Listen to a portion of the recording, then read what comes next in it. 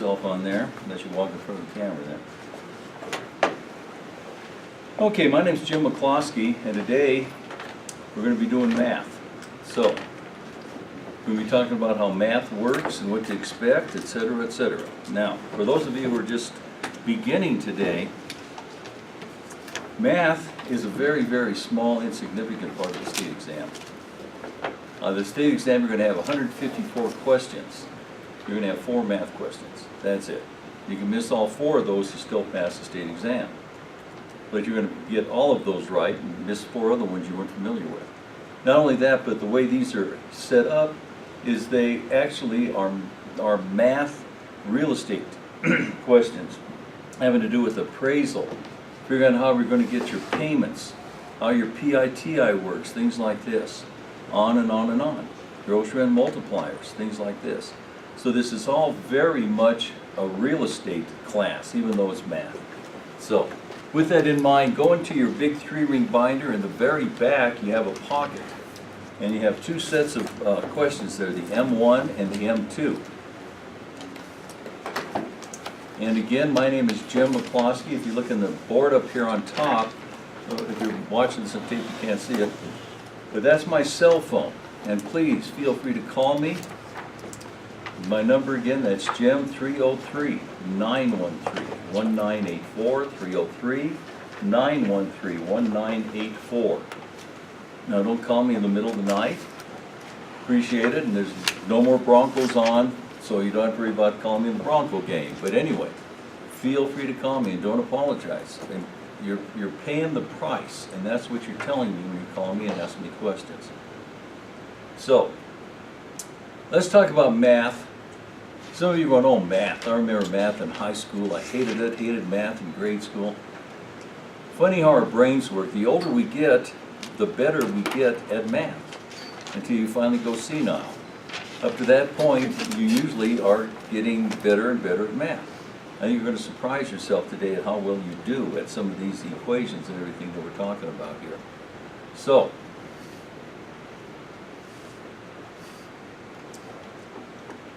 some of these equations we're going to put on the board. Some of them we're going to just have you do. Some we're going to do together.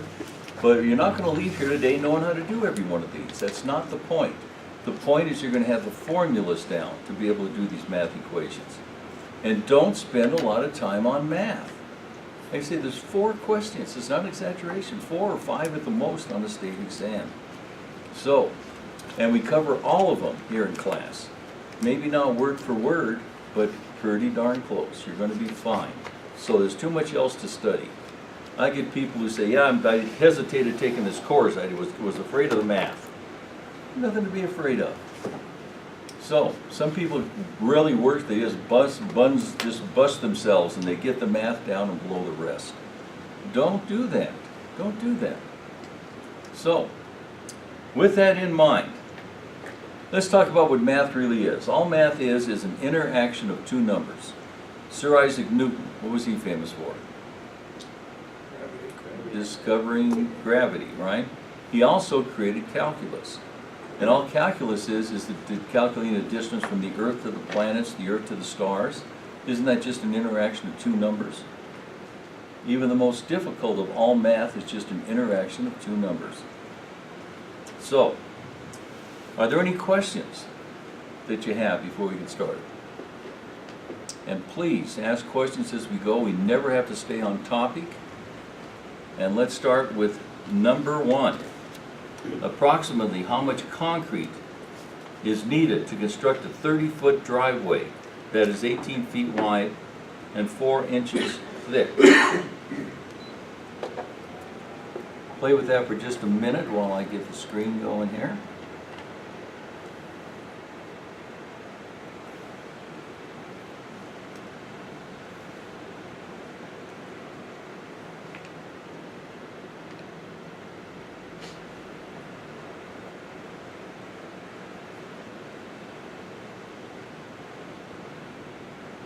Approximately how much concrete is needed to construct a 30-foot driveway that's 18 feet wide and 4 inches thick? What's the first thing we're going to do with that? Figure out what the square footage of that is. How do we do that? Multiplying together? And we do, exactly. There it is. Let's try it again. Thanks for the help, guys. And ladies. Okay, let's look at number 1 again.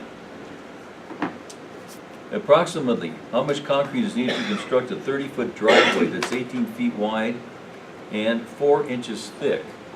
First thing we do is find out how much the square footage is. And it's what? It's 18 times 30. So 30 times 18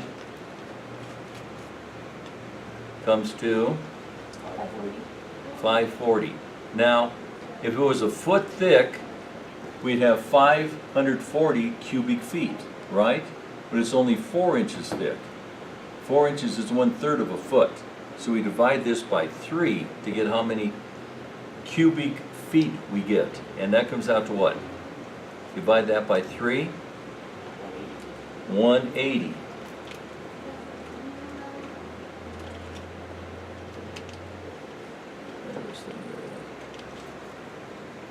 And so that gives us 180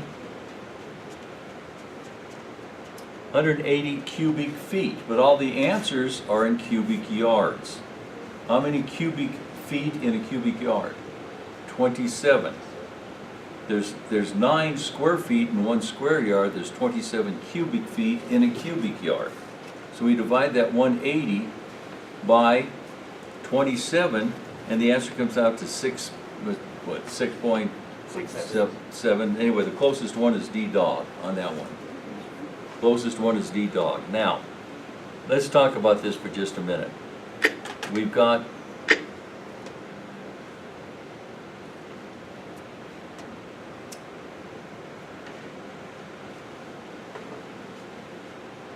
this is a square yard. 9 square feet in 1 square yard. Now if we cube this, I didn't leave enough space up here, but that's okay.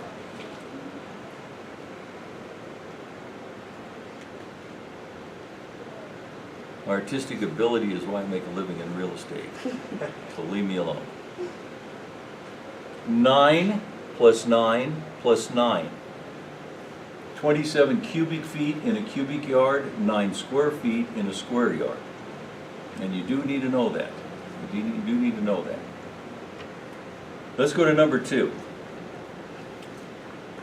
A broker received half of the first month's rent as a commission for leasing an apartment and 5% of each month's rent thereafter for collecting the monthly rent of $275. What would be the broker's total fee after 18 months? What's the first thing we're going to do with this one? The rent divided by 2. Yeah, let's get the first month's rent. It's going to be what? $275. Help me out. What is it, guys? $137.50. $275 divided by 2 comes to $137.50.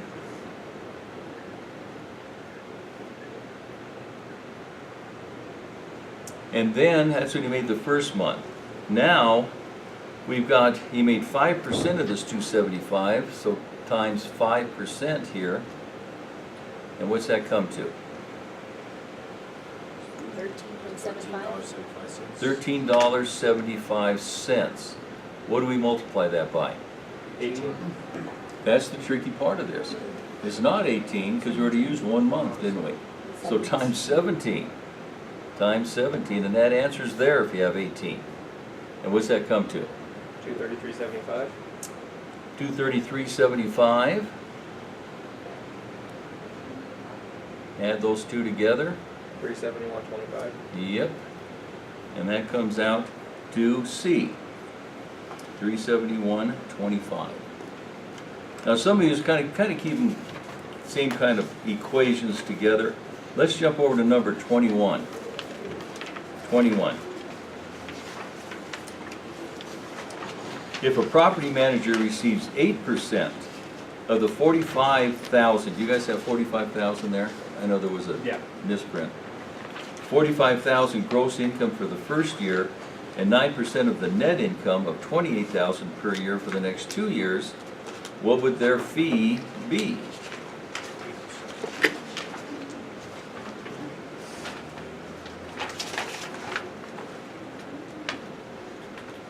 So, let's get what it would be, 45,000 times 8%.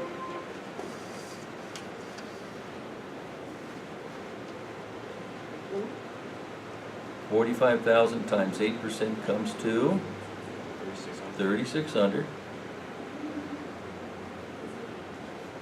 Then we have 28,000 times 9%.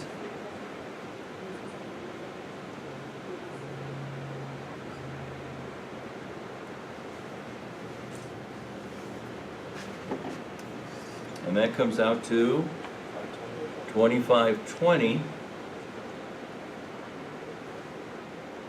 And we multiply that, we have, so 2520 times 2. That's for 2 years. You multiply that times 2, and that gives us 5,040.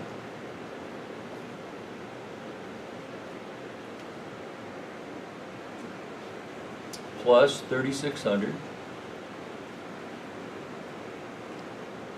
And that gives us a total, of course, of D-Dog.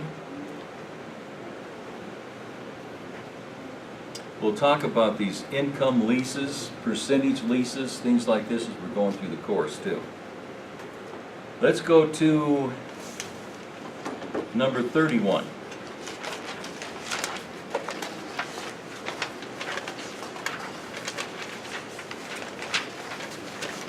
A commercial tenant enters into a percentage lease with a base rent of $800 per month plus 7% of the gross sales volume.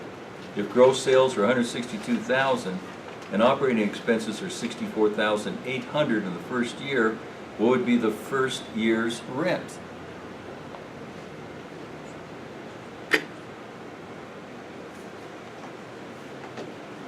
So, how do we start this one? Let's get our base. Our base is $800 a month, right? So 800 times 12.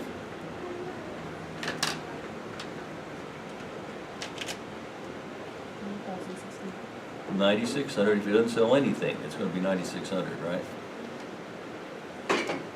But then he pays 7% of the gross, 162,000.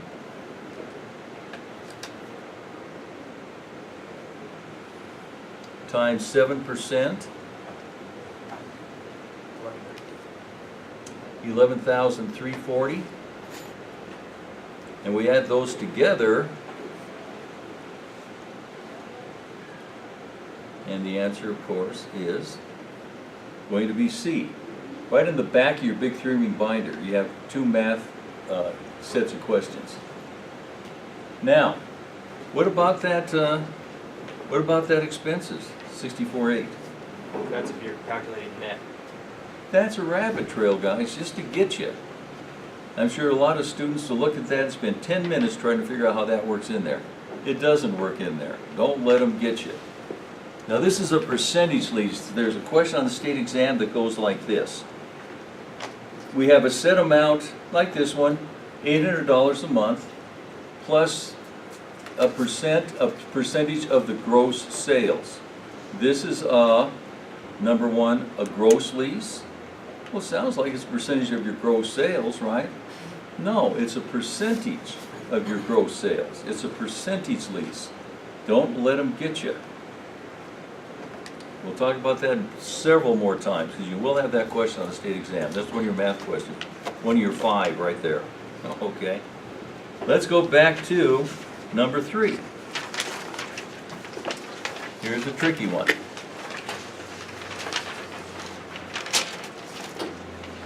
A broker earned $120,000 in 1 year on sales of $1,650,000.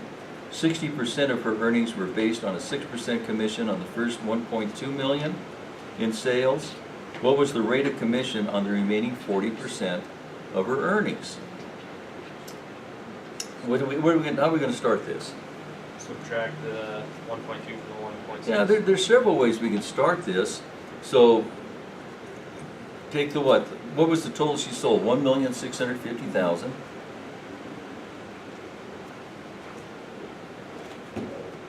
And times that by minus 1,200,000.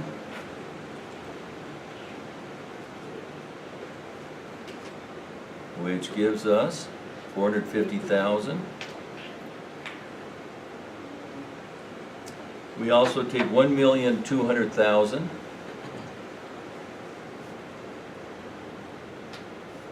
times 6%,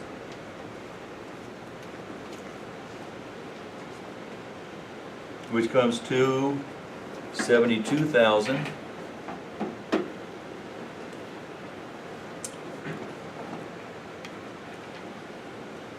And now we got 120,000 minus that 72,000. So 120,000 is what she made. She made 120,000 is what she made. 120,000 minus the 72,000 gives us 48,000. What are we doing here? We need to know what percentage did she make. She made $72,000, or she made $48,000 for selling $450,000 worth of real estate. Now, we're going to talk about the circle. This circle is a wonderful, wonderful tool. Whenever we're working with a rate or a percentage, we can use the circle. The circle works like this. On the lower right-hand side is where our percentage goes. On the lower left side is where our whole amount goes. What happened first in time? Our whole amount, our 100% figure, goes on the lower left. On top is what happened second in time. Top to bottom you divide, left to right you multiply. The top here divided by this will get us this. This divided by this will get us this. This times this will get us that. I don't expect you to grab all that. Okay, we're going to do a bunch of these today. I really like the circle. When you get the circle down, it turns any equation where we're looking for a rate or percentage into a no-brainer. Some of you will like the circle. Some people use it, they say, I use it for a crutch. I don't use it for a crutch. I use it for a whole hospital. It's a wonderful, wonderful tool. So, let's build this. We have 450,000 and 48,000. Come on.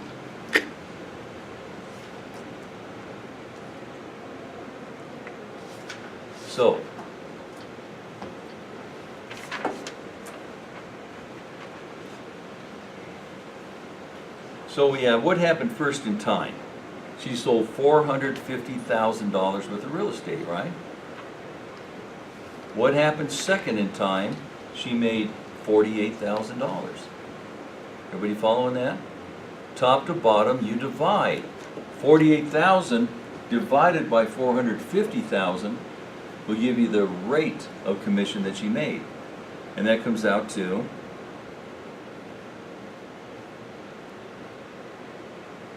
top to bottom you divide, guys. Put in your calculator exactly that way.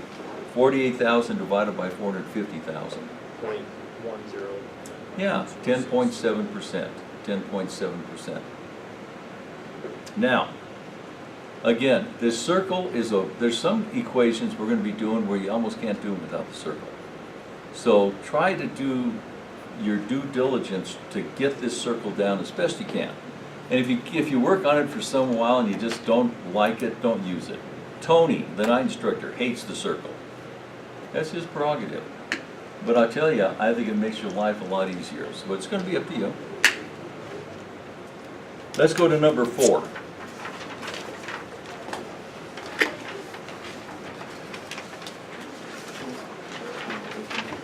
A salesperson's half of a 5% commission on a $625,000 sale would be how much? You're on your own. You got to know how to figure these out, guys. There's several different ways to figure this one out.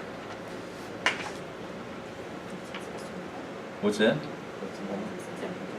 Mhm.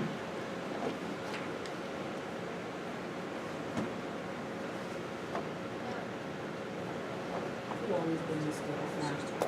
Who? You? Well, the question is, have I always been this good at math? I went to grade school right over here on 29th and Zenobia. It was St. Mary Magdalene's with the nuns, those ninja nuns, you know, yeah, they really do have yardsticks and beat the heck out of you. I think that's where Ryan went, right? St. Peter Oh, Paul. Well, it was St. Peter Paul right around the corner, yeah. And what happened is that I had a choice, and most of my buddies went to Regis. I went to Mullen. And the reason I didn't want to go to Regis and mess around with all those Jesuits up there, so I went to Mullen, and they have Christian Brothers as teachers down there. And I didn't realize the Christian Brothers are the ones who trained those ninja nuns. So I didn't gain a thing. But I got one heck of an education. I'll tell you, they beat it into you. And we used to have about 4 hours of homework every night. That's why I don't give you homework. I hate homework. So, anyway, guys, so many different ways to do this. Now remember, there's no wrong way to get the right answer. If you do it completely different than I do it up here and you get the right answer, go for it. Everybody is an individual. We all think differently.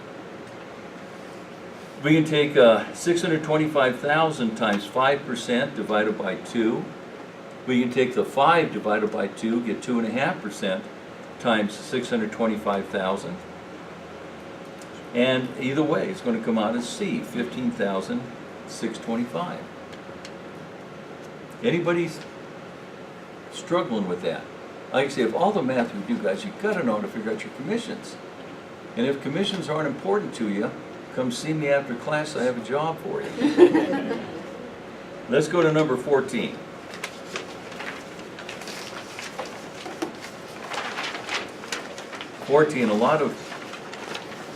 Like I said, a lot of terms we're going to be studying today. A salesperson sells 2.5 sections of land to a subdivider for $500 per acre. Let's start with acre. How many square feet in an acre? You've got to know this like the back of your hand. For the state exam, but forget the state exam. If you have a client that asks you how many square feet there are in an acre and you don't know, you might as well drive them back and drop them off at their house because they're not going to think you're professional at all. And the way to remember how many square feet there are in an acre, you're going to go 3, 4, 5, 6, and then a 0. 43,560. Also, 4 plus 3 is 7. 5 plus 6 is 11. 711. And another 3 different ways. Another way is 4 old ladies going 35 in a 60. So how do you forget that? I mean, really. So again, 3 different ways to remember how many square feet there are in an acre.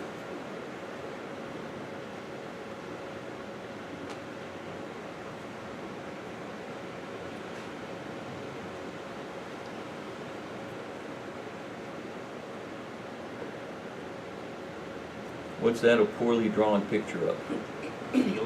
Football field. A football field is 45,000 square feet. So if you want to get a visual of how big an acre is, picture a football field. Any questions about this? Now, it also mentions a section. A section is 640 acres. There's 640 acres in a section. You will know this like the back of your hand by the time we're through with this course. There's 640 acres in a section. Who took lawn practice? Ken, I think you have. Anybody else? Did you take it too? I'm going to pick on you, you know. Yes, I am. Here we go. You ready, guys? You want to show off a little bit? Yes, you do. Ken, it's all you. Let's run through this. This is coming at you. How many square feet in an acre? 43,560. How many acres in a section? 640. How many sections in a township? 36. What are the north-south boundaries of a township that run east and west? Easton. Is it correction lines? And basically. Township Town. tier lines, lines. right? Draw an arrow on that T. What are the east-west boundaries that go north and south? Range lines. What are the school districts? 16 days. See, look at this, you got this down, 16 and 36. Every township is measured in relationship to what north-south line? Isn't it the green? Begins with a P.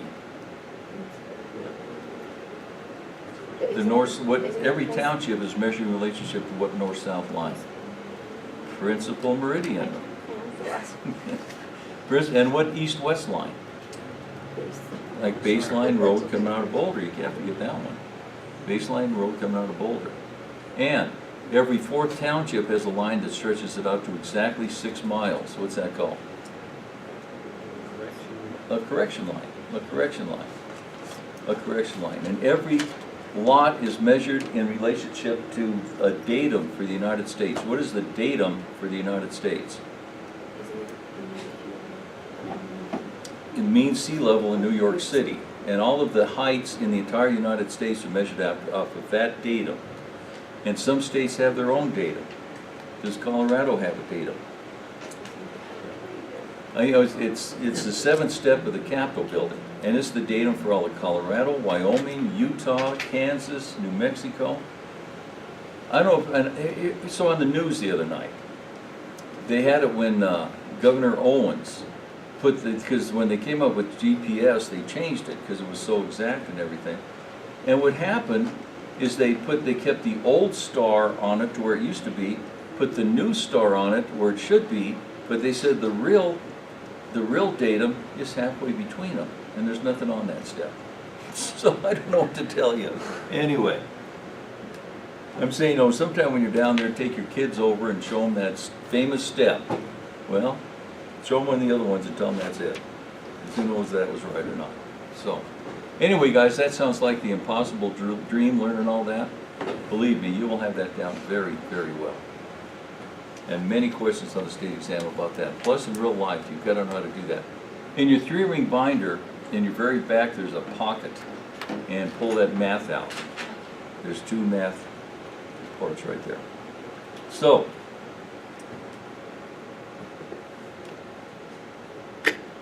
back to this question again. So the salesperson sells 2.5 sections of land to a subdivider for $500 per acre. So 2.5 times, how many? $500 per acre. How many acres in a section? 640. 640. So 2.5, 640 times 2.5 comes to 1,600 acres, right, guys? Everybody following that? And then he's selling it for $500 per acre. So times 500 comes to what? 800,000. 800,000.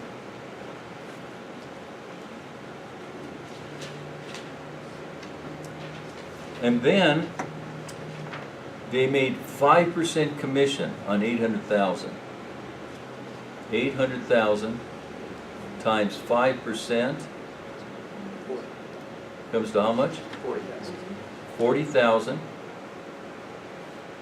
is what the total commission was, and the broker received 40% of that. $16,000. $16,000.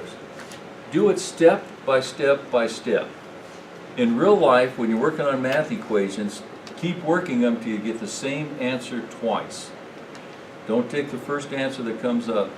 Do it till you get the same answer twice. Here in class, you may not have that luxury of having that much time, but in real life, you will. Okay, let's go back to number 5. If the interest rate is 5.25% and the monthly interest payment is $350, the principal sum would be, I like this one. Let's talk about this. How do we make our monthly payments? What are those letters? PMT? PITI, which stands for principal, interest, taxes, and insurance. What is the principal? Your loan amount. Yeah, how much do you owe on the property? That's your principal. and you pay 1/12 of your principal that's due for that year. Principal, interest, you pay 1/12 of your interest every month. Principal, interest, taxes, you pay 1/12 of your taxes every month. And then 1/12 of your insurance, PITI. Interest is always paid in arrears.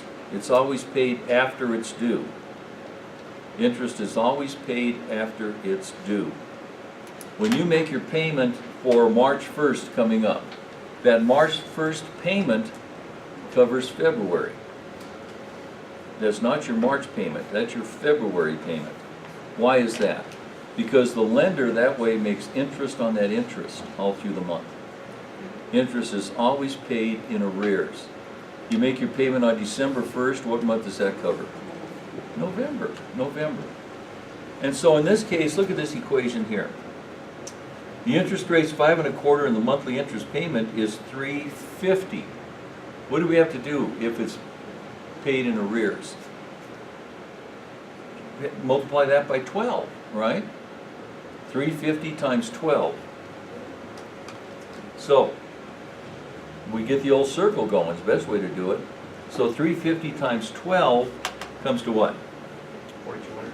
4,200. What happened first in time? We got a loan. We don't know what that loan is.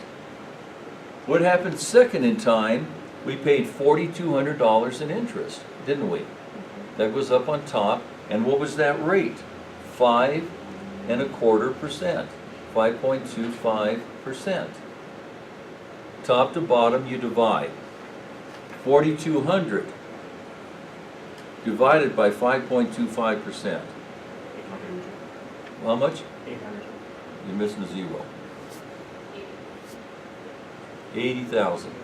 80,000. 4,200 divided by 5.25%. Now, how do you change a percent into a decimal? You move that decimal over 2 places to the left. So 0.0525 is the same thing as 5.25%. Back, when was it, 2008, I think it was, I take the state exam every year. And in the same week, I took the real estate exam and the mortgage broker's exam. I was on the committee that put the mortgage broker's exam together for the mortgage people. So I wanted to see what they were doing and everything. And what happened is I walked in, and on the brokers and on the mortgage brokers, the calculator that they have sitting there, guys, it's a blue light special. It's a cheap hunk of junk. It's kind of this bad, really. And neither one of them worked. And I thought, well, I can go ahead and get another one, or I'll just change all the percentages into decimals. Because my biggest problem taking this test is staying awake. Because I have no motivation to pass it, you know. So you can change these into decimals, change decimals into percentages. Okay. And so the answer to this one, of course, is going to be 80,000 on B. Let's go to number 17. What is the annual interest rate on an $80,000 loan when the interest payments are $1,200 per quarter? Why don't you guys play with that? See if you can figure it out. Get that circle going.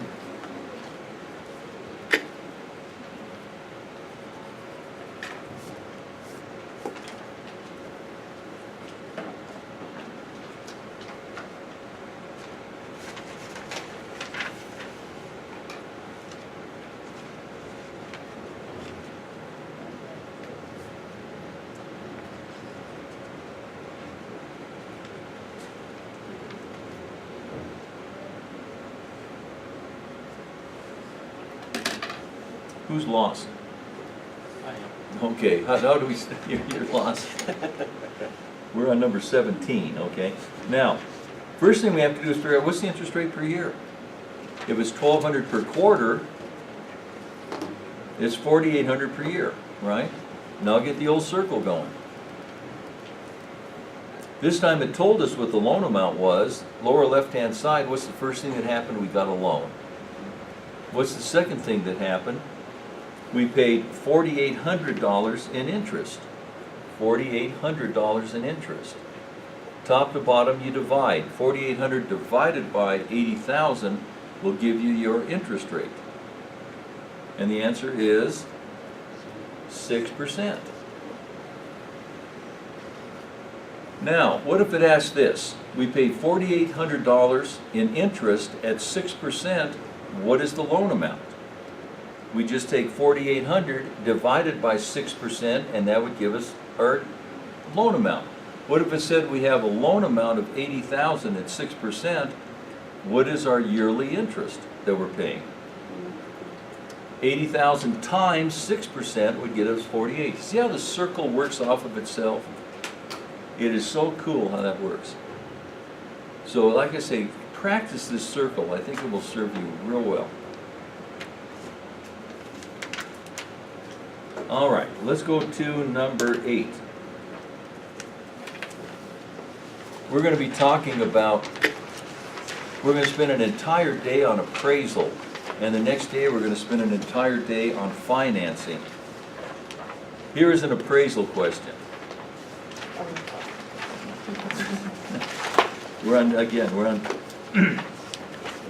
number 6. A property originally purchased 4 years ago for $375,000.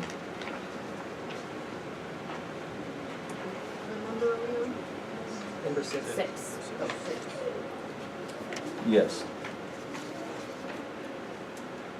We're on number 6. A property originally purchased 4 years ago for $375,000 depreciates an average of 3% per year. What is the current value of the property? What are the 3 words for depreciation? Depreciation, obsolescence, and deterioration. Write that down, guys. The 3 words for depreciation all mean the same thing. Depreciation, deterioration, obsolescence all mean the same thing. And there are 3 types of obsolescence. 3 types of obsolescence. Again, obsolescence, deterioration, depreciation all mean the same thing.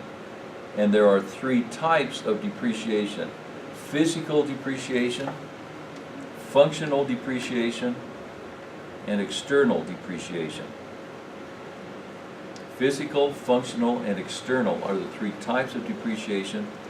Depreciation, deterioration, and obsolescence are the 3 words for depreciation. All mean the same thing. Now, it says that this property was purchased 4 years ago for $375,000. It depreciates an average of 3.5% per year. What's the current value of the property?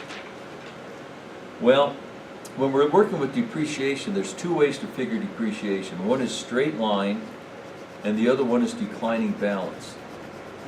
The one we use in real life is declining balance. But in a math equation, you always want to go with straight line first, which means this. We take 4 years, it's depreciated an average of 3.5% per year for 4 years. What's that total depreciation? 2,500. What's the percentage? 3.5 times 4. 14%. Everybody see how I got 14%? 3.5 per year for 4 years. 3.5 times 4 is 14%. So take 375, we'll do straight line first. 375,000 minus 14% comes to what? We look at it, there's the answer, 322,500. And we're very happy. We go on to the next equation. So, go ahead. So the 3.5% you multiplied by 4 and then, Just subtract it like that. There it is on board. So, I was thinking in the beginning is, it goes by 3.5 per year, depreciation, This right? is straight line. This is straight line. Now we're going to do declining balance. Okay, so Because we have to- did this equation and that answer wasn't there. Well, now we got to redo it with declining balance. And that works like this. 375,000 minus 3.5% minus 3.5%, minus 3.5%, minus 3.5%. Yeah. And what'd you get? 3.5% of 375? 375,000 minus 3.5%. That answer, you subtract 3.5% again. That answer, you subtract 3 points. It's a declining balance. Declining balance. So you lost 13.25 the first year. What was the total depreciation doing it this way? What did we come out with? That's how much you lost, Pardon me? 52,000. No, don't do it that way. Now, what is our bottom line? We're looking at how much it's worth after 4 years on a declining balance. What'd you get, Monty? What'd you get? No, never mind. 328,000. Say it with pride. That's right. Oh. 325,192, right? And guys, you're not going to have both those answers on this equation like this on the state exam. It was about 3 or 4 years ago when I took the state exam. I had 3 of these where I did it the straight line. The answer wasn't there, so I had to go declining balance on it. It was a real time waster, but don't be surprised if you see that. So they don't specify which way they want you to do the math. No, they're not going to tell you. They're not going to tell you. But you do it the first way. If that 322,500 isn't there, then you know you got to go declining balance on it. Don't miss those. They're not that hard. Okay? And this one, the reason is, this is the one we use in real life. We don't really use straight line. We use a declining balance, mainly because on a straight line, you'll eventually end up at 0. On a declining balance, you will never end up at 0. You'll never end up at absolute 0. Kind of interesting. Okay, we did number 7. Number 7. A rectangular shaped parcel contains 14 acres. Its width is 800 feet. What's the depth? What's the first thing we're going to do on this one?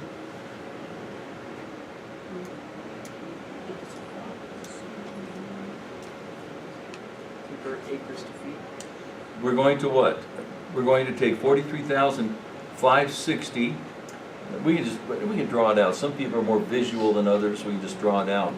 And 14 times 43,560. What's that come to? No, 14 times 43,560. 14 acres.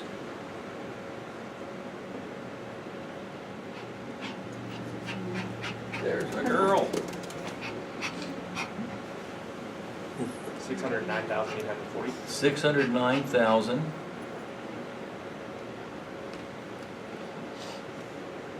840, all right? Everybody get that?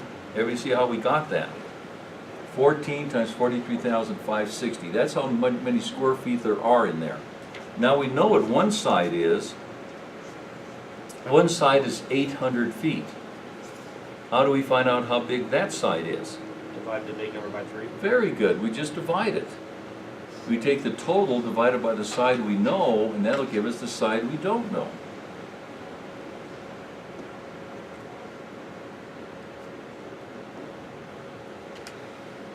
Now, we're gonna have several of these, guys. What's that? Can you tell me that again? Yeah. You see how we got the 609,840? Yeah. Okay, and they gave us this one down here, didn't they? They said one side is 800 square feet. How much is the depth? This is the frontage. The size of the lot is called the depth. We take the total square footage divided by the side we know, and that'll give us the side we don't know. Who's lost still? We're going to do several of these, guys. You're going to have these down, because you're probably going to have one of these as your 4 or 5 math questions. And you'll be glad you will, because you'll have these down well. Let's go to number 9. How many acres does a parcel of land 660 feet by 660 feet contain? You're on your own. See if we can figure this out.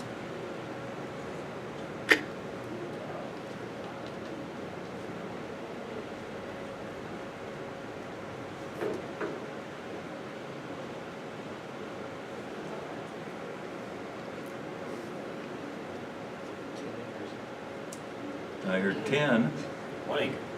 1, Yeah, 1 acre. who else?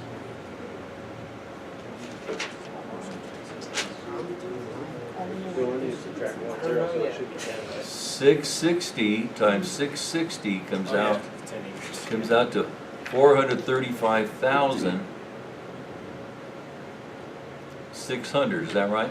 Yeah. And we divide that by how many square feet there are in an acre, 43,560. And the answer is 10. But if you miss a decimal, you're going to get 1. Guys, this is one of your math questions on the state exam. They love this one. Now don't do it, okay, on the state exam. Don't work it because you might miss a decimal and get it wrong. Just remember 10. Don't even work it, okay? Just remember 10. That's all you need to know. Let's go to number 12. A rectangular piece of ground has a frontage of 450 feet and a depth of 629.2. At $10,000 per acre, what is the selling price? I'll let you guys play with this a little bit here, see if you can figure it out.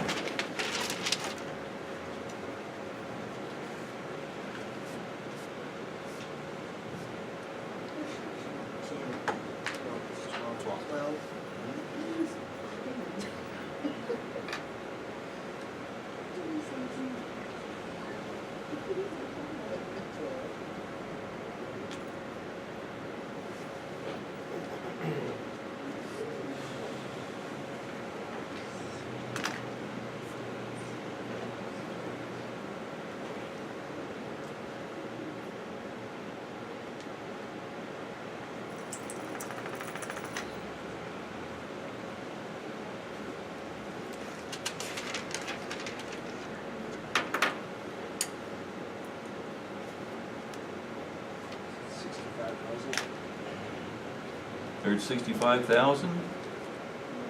Who else?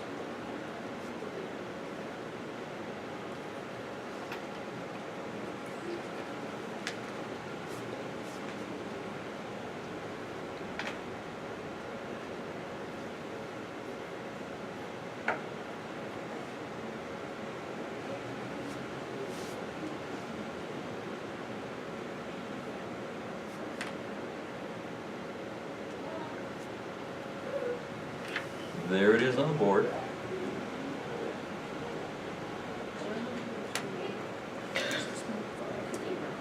What's that?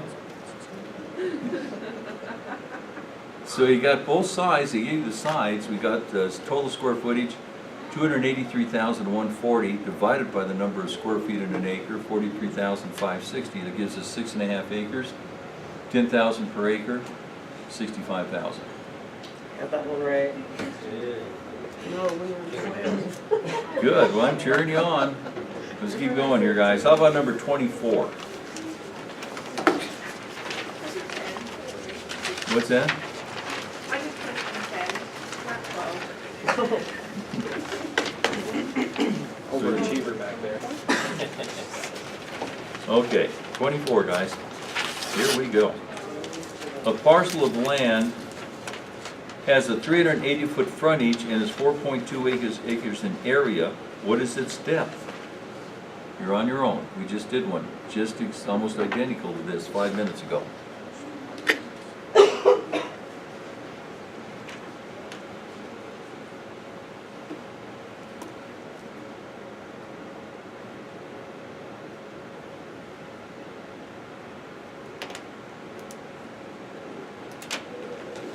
$481.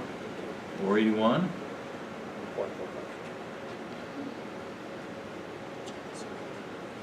Now, don't trust anybody. Get your own. Take the 4.2, multiply it by 43,000. Right? What do you get?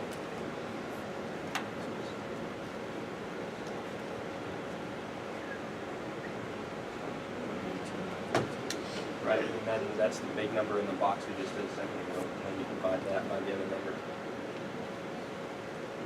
Okay, so we have what, 182,952, and we divide that by the side we know, which is 380, and that'll give us the side we don't know over here. And guys, they really are that simple. Don't overthink it. It's so easy to overthink math. You know, our typical student here is between 35 and 50. That's typical. Our typical student here hasn't seen the inside of a classroom for 20-some years. You haven't seen a math equation in 20-some years. So don't expect to just pick this up, bam, bam, bam. You kind of have to train your mind to remember math again to a point, okay? So don't get frustrated. Okay.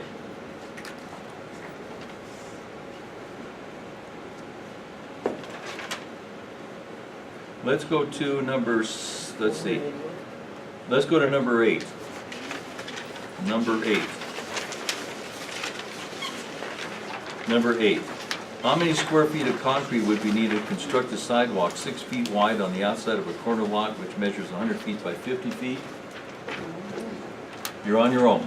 Let's take a break and work this out, and we'll give you about 20 minutes and then we'll come back.